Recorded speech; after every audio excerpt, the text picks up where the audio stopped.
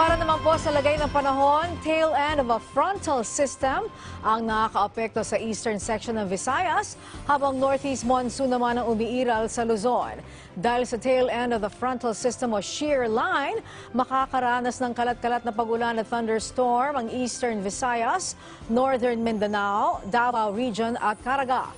Asahan naman ang bahagyang maulap hanggang sa maulap na kalangitan na may pulo-pulong mahinang pag-ulan sa Palawan at iba pang bahagi ng Visayas at Mindanao, dulot naman ng localized thunderstorm. Habang sa Luzon, kasama na ang Metro Manila, maaliwalas na panahon po ang mararanasan, pero asahan pa rin ang makulimlim na panahon na may panandaliang mahinang pag-ulan dahil sa northeast monsoon o amihan.